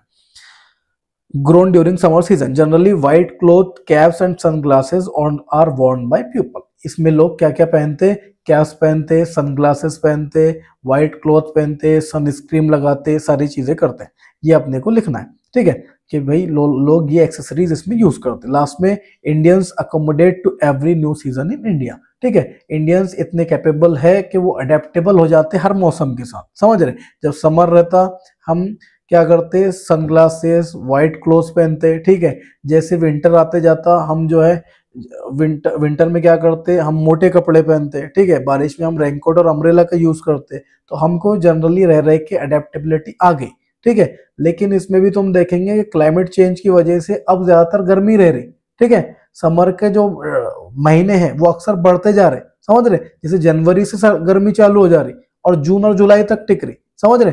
ये 6 महीने जो है ये समर के हो गए लगभग, क्यों? क्लाइमेट चेंज की वजह से, साइंस में पढ़े होंगे। आगे देखो, वर्बल टू नॉन वर्बल का पार्ट, ठीक है, ये अपना पार्ट होगा। ये कौन सा था? Non verbal to verbal. Already इतना डाटा है कि हम आसानी से एक पेज भर सकते हैं, ठीक है। रेनी सीजन में तुम खुद से भी इंक्लूड कर सकते हैं, जरूरी नहीं कि इसमें करने का। ये सारे पॉइंट आके तुम इंक्लूड कर सकते, समझ रहे। इसमें से कुछ छोड़ना नहीं है, इसका एक एक वर्ड तुम्हारे पैराग्राफ में दिखना, तो तुम नॉन वर्बल से वर्बल सक्सेसफुली कर पाएंगे और 5 मार्क्स वो पूरे पूरे देंगे। अब देखो अगला, वर्बल टू नॉन वर्बल, ठीक है। वर्बल टू नॉन वर्बल में क्या रहता कि अपने को पैसेज दिया हुआ रहता और चार्ट बनाना है। ऑलरेडी इंफॉर्मेशन पुट है, ठीक है, हमको उसको स्ट्रक्चर करना है, ठीक है। उसका स्ट्रक्चर अच्छे से चार्ट बना के हमको शो करना है कि भाई ये हमने इससे पैसेज से समझे और यही उसका सही तरीका है सॉल्व करने का, ठीक है। नॉन वर्बल टू वर्बल में, वर्बल टू नॉन वर्बल में देखो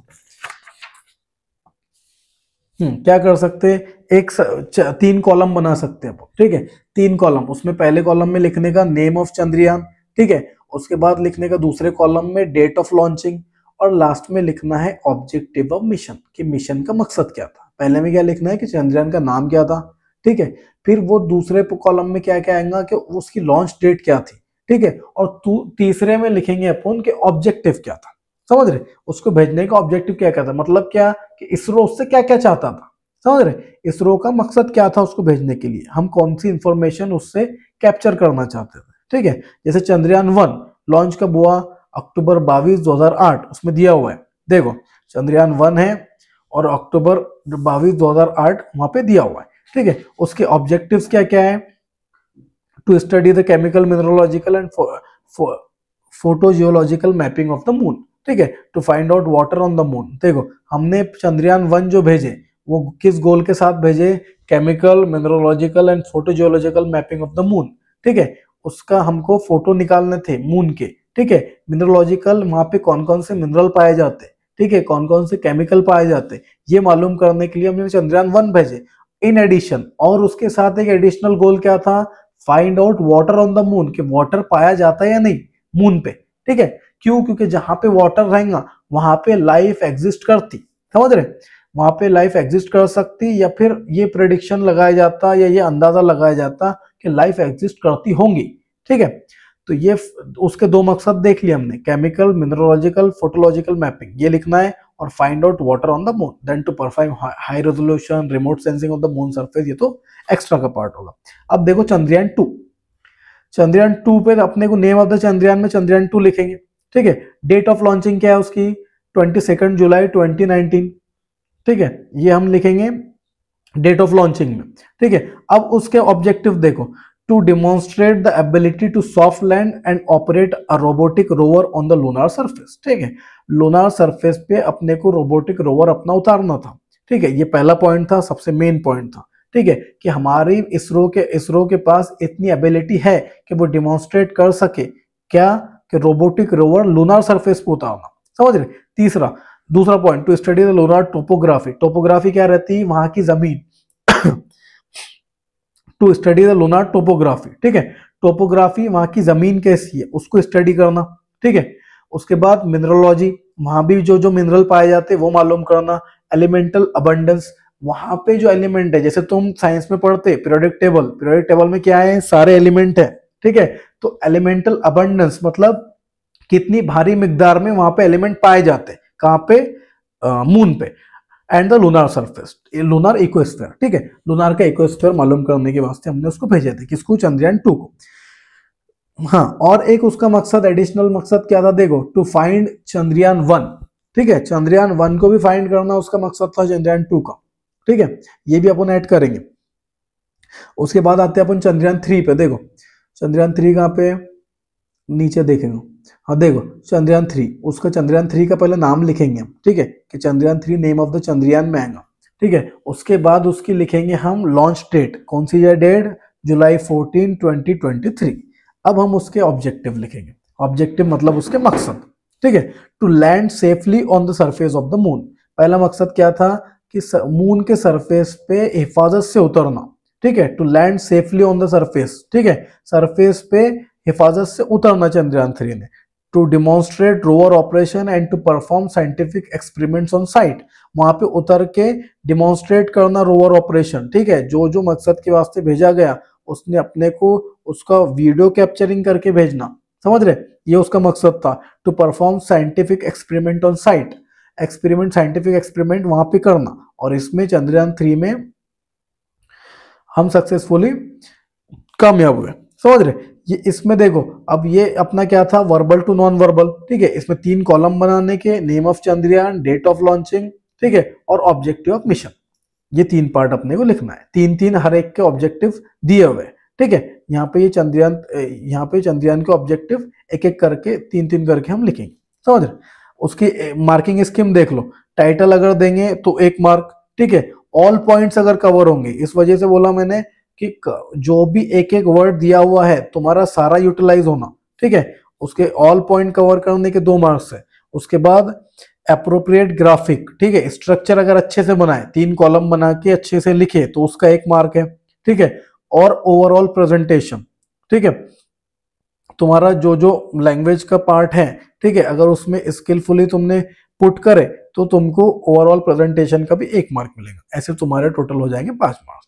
अब देखो तुम्हारे पे डिपेंड करता है कि तुम वर्बल टू नॉन वर्बल करते या नॉन वर्बल टू वर्बल करते, ठीक है। मेरा सजेशन है जो तुम पहला वाला है वो करो, समझ रहे, वो ज्यादा आसान है, क्योंकि इसमें ढूंढ के तुमको लिखना है, टाइम कंज्यूमिंग है। देखो आसान दोनों रहते हैं, ठीक है, ऑप्शन ए भी आसान रहता, ऑप्शन बी भी आसान रहता, अपने को किस पे जाना है, अपनी पहली प्रायोरिटी है टाइम बचाने की, समझ रहे।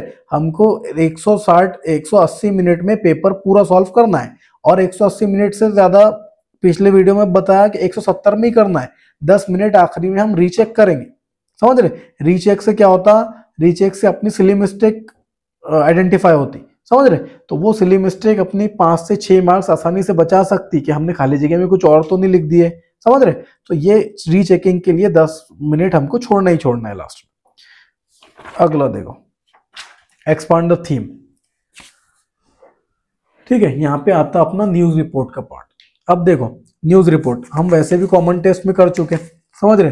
न्यूज रिपोर्ट अपन स्टार्ट कैसे करते हैं, देखो, read the following headline, prepare a news report with the help of given points, already point दिए हुए हैं, किस टॉपिक पे लिखना है वो भी दिया हुआ है। New vision school celebrated yoga day, एक स्कूल है न्यू विजन स्कूल, उसने सेलिब्रेट की योगा डे, ठीक है, उसमें पॉइंट क्या क्या है, हेडलाइन है, डेट लाइन है, इंट्रोडक्शन है, शॉर्ट कंटिन्यूइंग पैराग्राफ है, समझ रहे, ये 4 पॉइंट दिए हुए, ठीक है। यहाँ पे तुमको खुद इंटरप्रेट करना है ये चारों के चारों पॉइंट, समझ रहे। यहाँ पे पॉइंट कम है, तुमको सिर्फ गाइड करने के लिए पॉइंट दिए हुए, हेडलाइन डालना है, डेट लाइन डालना है, इंट्रोडक्शन डालना है, और एक पैराग्राफ लिखना है, ठीक है, एक ऐसा पैराग्राफ जो कंटिन्यू करे, समझ रहे, मतलब तुम्हारा जो पूरा वो उस टाइम का फंक्शन था उस रिपोर्ट में पूरा एक ही पैराग्राफ में आ जाना, समझ रहे।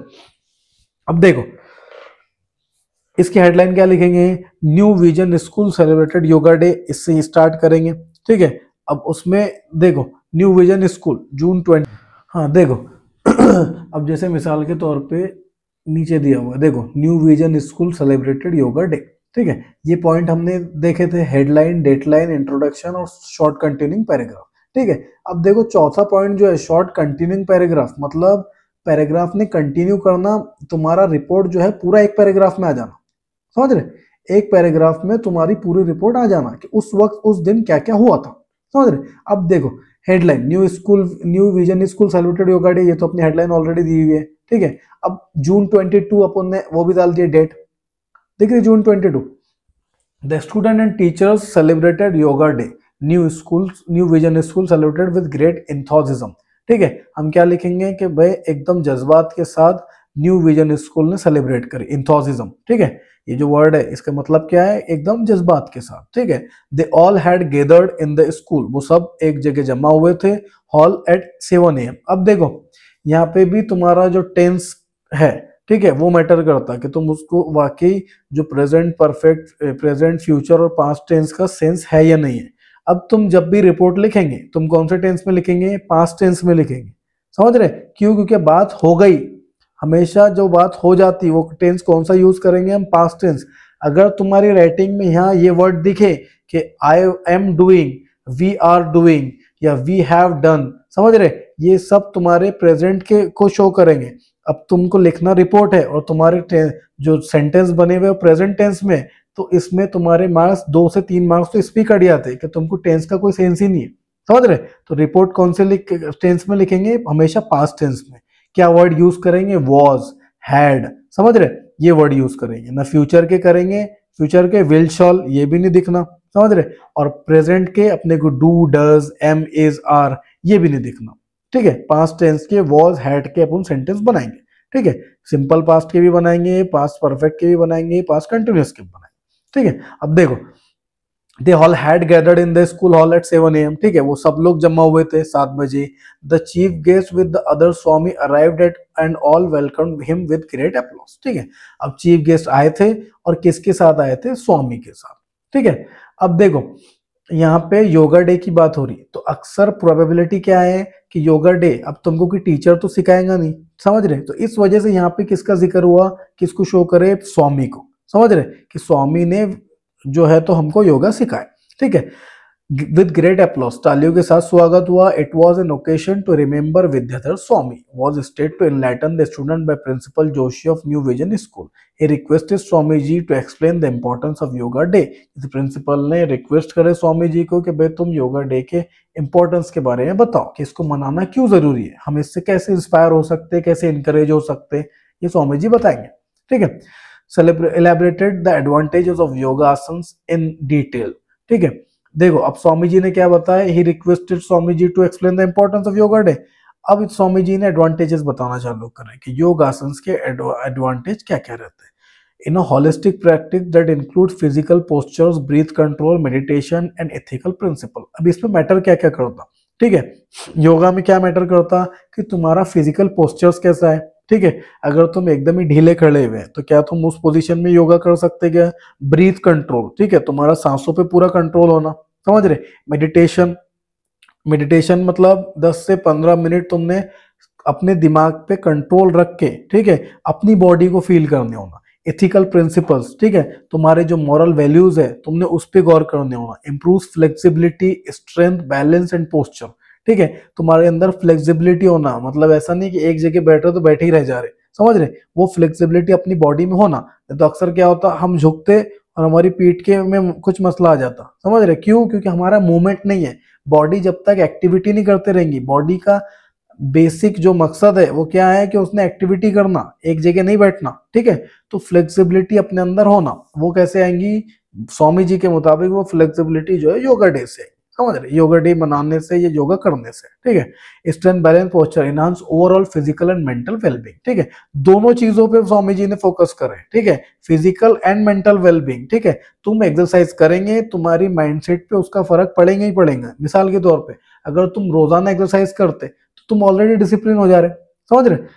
तुम अगर रोजाना एक्सरसाइज कर रहे तो तुम्हारे अंदर क्या आ रही, कंसिस्टेंसी आ रही कि तुम मुसलसल तरीके से एक काम बार बार कर सकते। यही ग्रेटनेस को पहुंचने का राज है, समझ रहे।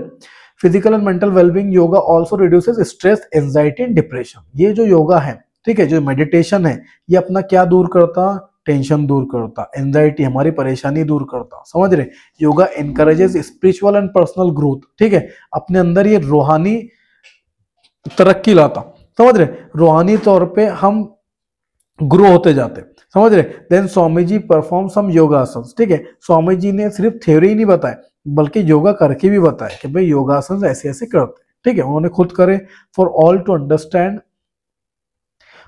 Understand the correct ways of performing yogasana, student teachers were highly impressed by the whole programme, ठीक है। और स्टूडेंट टीचर को भी इससे बहुत कुछ सीखने को मिला, ठीक है, टीचर्स ने भी योगासन सीखे और वो स्वामी जी से इम्प्रेस्ड हुए by the whole program. Thanks giving program the function ended with singing of national anthem, और हमने नेशनल एंथम पे ये प्रोग्राम जो है वो खत्म करे, समझ रहे।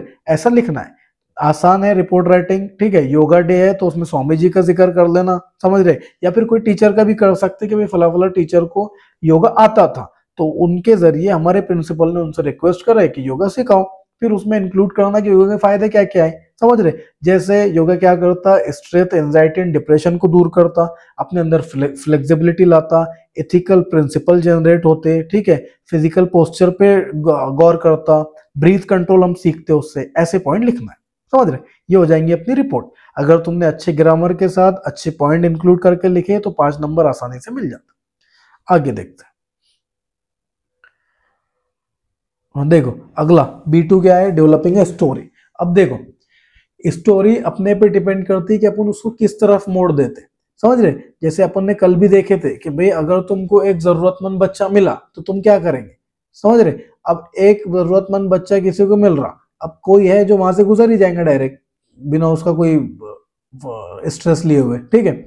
कुछ है जो उसको पूछेंगे, सिर्फ पूछेंगे और निकल जाएंगे, कुछ है जो उसको घर पे लेके जाएंगे, खाना खिलाएंगे, समझ रहे। हर एक का अप्रोच डिफरेंट रहेगा। स्टोरी में भी डेवलपिंग स्टोरी में अप्रोच डिफरेंट डिफरेंट रहेंगे, समझ रहे।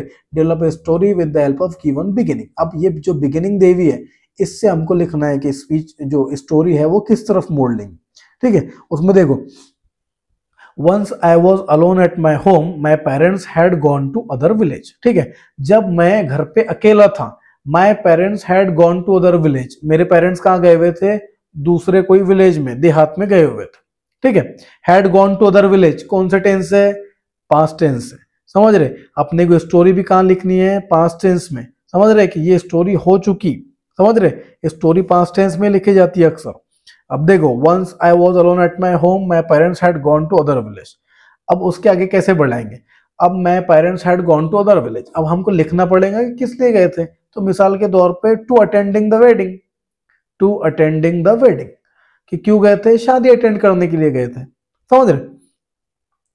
और मैं घर पे क्यों रुका हुआ था, once I was alone at my home, जब पेरेंट्स गए हुए थे तो मैं घर पे रुका हुआ, जाहिर सी बात है कि मुझे कोई इंपॉर्टेंट काम होगा, तो मैं क्या कर रहा था, एसएससी एग्जाम की तैयारी कर रहा था, ठीक है। I was preparing, I was studying for SSC exam. मैं किसकी तैयारी कर रहा था, एसएससी एग्जाम की तैयारी कर रहा था। At about 1 o'clock I heard some suspicious sounds, ठीक है। 1 o'clock रात के 1 बजे मैंने कुछ शक वाली आवाजें सुनी जिससे मुझे शक हो, समझ रहे। Suspicious sound from the flat opposite to our flat, ठीक है। एक फ्लैट से जो हमारे फ्लैट के अपोजिट में था, वहां से हम एकदम एक खतरनाक आवाजें सुन रहा था। I cautiously and silently peep through the door of our flat, तो मुझे शॉक हुआ, क्या हुआ कि भाई मैं जाके देखो कि आवाज कहां से आ रही। And silently peep through the door of our flat, to my surprise I saw 2 robbers masked men were trying to lift the latch of the सही नहीं हो,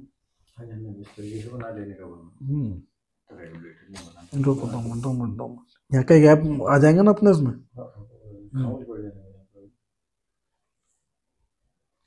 इसमें होगा ना, नहीं इसके देख के बोल रहे हैं डायरेक्ट।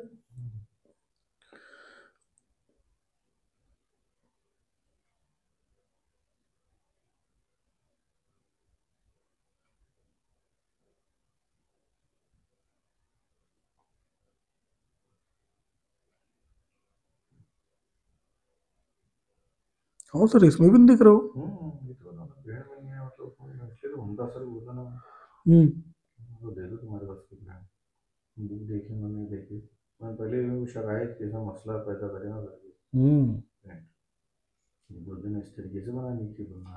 देखो तो देखो यहाँ पे तुम स्टोरी जितनी आगे बढ़ा सकते उतनी बढ़ाने की, समझ रहे। कम से कम 1 पेज की स्टोरी अपने को लिखना है। जैसे चालू कैसे करे अपन ने, once I was alone at my home, जब मैं अपने घर पे अकेला था, मेरे पेरेंट्स कहीं गए हुए थे, क्यों गए हुए थे, वेडिंग के वास्ते गए हुए थे, मैं एसएससी एग्जाम की तैयारी कर रहा था, ठीक है। मुझे कुछ सस्पिशियस साउंड्स आए, समझ रहे, कुछ ऐसी आवाज आई जिससे मुझे शक हुआ, समझ रहे। तब मैंने दरवाजा खोला, ठीक है। अब दरवाजा खोला तो 2 चांसेस हो सकते, अब खतरनाक आवाज आ रही है, या तो एक तो भूत होंगे या चोर होंगे, समझ रहे। तो ये तुम पर डिपेंड करता, तुम भूत वाली लिखो या चोर वाली लिखो। चोर वाली लिखो तो ज्यादा आसानी से लिख सकते, और अगर भूत वाली लिखने का तो फिर तो इमेजिनेशन अपनी है ही, समझ रहे। तो ऐसे उसको कंप्लीट कर लेना, लेकिन ग्रामर का ख्याल रखते हैं, ठीक है। अब अपन सेक्शन 6 की तरफ बढ़ते, स्किल डेवलपमेंट, जो अपना लास्ट सेक्शन है, ट्रांसलेशन का पार्ट है, ठीक है। यहाँ पे अपनी दोनों स्किल चेक होंगी, इंग्लिश की भी और उर्दू की भी, ठीक है। उर्दू में जितना अपन उर्दू अच्छे से लिख सकते, जो अच्छे वर्ड है, समझ रहे, जो एकदम गाढ़ी उर्दू है, उसका अगर तुम लिख सकते तो लिख लेना। लेकिन अगर तुम आसान उर्दू में भी तुमको उसका मतलब समझ रहा, दूसरा वर्ड नहीं याद आ रहा, तो जो वर्ड याद आता उस टाइम पे उसको पुट कर देना, ठीक है। उसमें टाइम वेस्ट नहीं करना कि मुझे वही वर्ड चाहिए जो अपने को मालूम था या कभी सुने थे डिक्शनरी में, ठीक है। अब जैसे कंपटीशन, कंपटीशन का मतलब क्या होता है, मुकाबला, ठीक है। ह्यूमैनिटी, ह्यूमैनिटी किससे बना, ह्यूमन से, तो क्या बनता, इंसानियत, समझ रहे, ह्यूमैनिटी का मतलब क्या है, इंसानियत, ठीक है। करेज, करेज में अक्सर तुमने सफिक्स प्रीफिक्स यूज करे होंगे, करेज से इनकरेज बनता, करेज का मतलब क्या होता, हौसला या हिम्मत, ठीक है, हौसला या हिम्मत। उसके बाद प्रेयर, प्रेयर मतलब अपनी दुआ, ठीक है। ग्रेट मतलब अजीम, और डस्ट मतलब धूल, ठीक है। आसान आसान वर्ड है, कोई इतनी गाढ़ी उर्दू भी नहीं है, ठीक है। डस्ट का मतलब धूल, ग्रेट अजीम, प्रेयर दुआ, करेज हौसला, ह्यूमैनिटी इंसानियत, कंपटीशन मुकाबला, ये दो, ठीक है। एनी फोर बोला, कोई अगर 4 भी लिखे तो 2 नंबर मिल जाएंगे, पूरे पूरे 6 लिखने की कोशिश करना है अपने को, 6 के 6 आसान वर्ड है, पूरे 6 लिखने के। देखो बी, देखो इसका, अब बी में क्या दिया, translate the following sentences into your medium of instruction. अपनी मीडियम ऑफ इंस्ट्रक्शन कौन सी है, उर्दू। कोई 2 बोला, ठीक है, 4 जुमलों में से अपने को 2 ट्रांसलेट करने हैं, समझ रहे। पहला सेंटेंस क्या है, remove your shoes outside the library, अपने जूते लाइब्रेरी के बाहर उतारिए, ठीक है। उसका मतलब क्या होता, अपने जूते लाइब्रेरी के बाहर उतारिए। दूसरा, don't tear the pages of the books, tear का मतलब क्या होता, सब फाड़ना, ठीक है। तो don't tear the pages of the book, किताबों के सफात को ना फाड़े, ठीक है। उसके बाद keep silence in the library, silence मतलब खामोशी, ठीक है। तो क्या है, लाइब्रेरी में खामोश रहिए। उसके बाद चौथा, return the books within 1 week, किताबें 1 हफ्ते के अंदर वापस करें, ठीक है। ये सारे के सारे कहाँ मिलेंगे अपने को, लाइब्रेरी के बाहर सेंटेंस लिखे हुए मिल जाएंगे। Return the books within 1 week, किताबें 1 हफ्ते के अंदर वापस करें। ये 4 हो गए, 4 में से अगर कोई 2 भी आसानी से कर ली, अच्छे से करे, उर्दू अच्छी लिखे, ठीक है, उसको खत्म अच्छे से करना।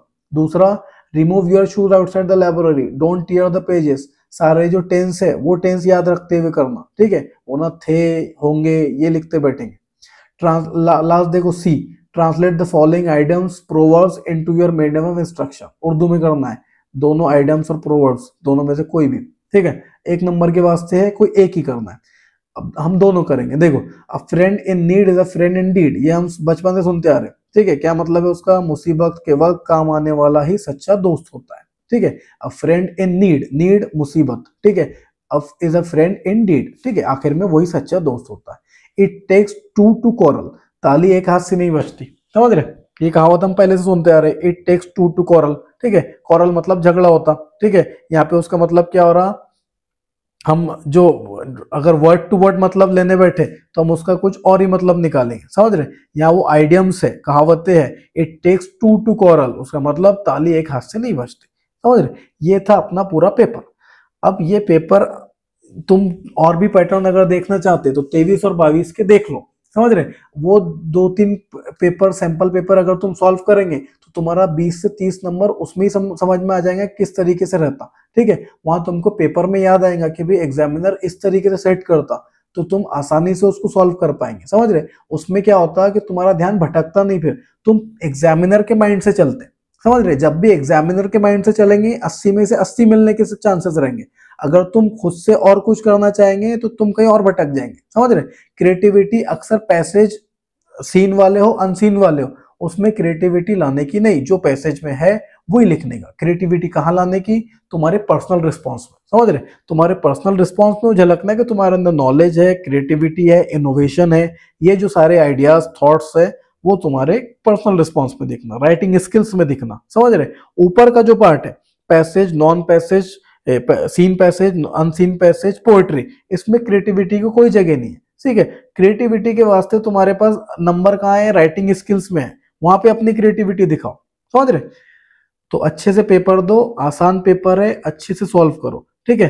पूरे 3 घंटे को यूटिलाइज करो, किसी का जल्दी हो जाएगा अगर तो रीचेक के वास्ते पूरा अच्छे से पेपर रीचेक करना कि भाई मैंने रिपोर्ट 1.5 पेज का लिखा या नहीं लिखी, समझ रहे। उसके बाद मैंने ग्रामर के मिस्टेक्स तो नहीं करी, समझ रहे। उसके बाद और क्या देख सकते हैं अपन, कि सिली मिस्टेक, जैसे खाली जगह अपने को मालूम तो थी कि ये आंसर है लेकिन हमने ऊपर नीचे कर दिए, समझ रहे। या फिर दिया हुआ है कि इनकरेक्ट पहचानिए, लेकिन हम करेक्ट पहचानने में चलेंगे, समझ रहे? तो जो ऊपर इंस्ट्रक्शन दे हुए रहते हैं, जैसे ट्रांसलेट द फॉलोइंग सेंटेंसेस, तो एनी टू जो दिया हुआ है, समझ रहे? एनी टू दिया हुआ है, हम 4 करने में है, जबकि अपने पास टाइम नहीं है, तो उसको 2 ही करो, समझ रहे? 4 करने की फिर जरूरत नहीं। अगर जहां पे टाइम वेस्ट हो रहा उसको छोड़ दो, ठीक है? तो best of luck for all the students, ठीक है?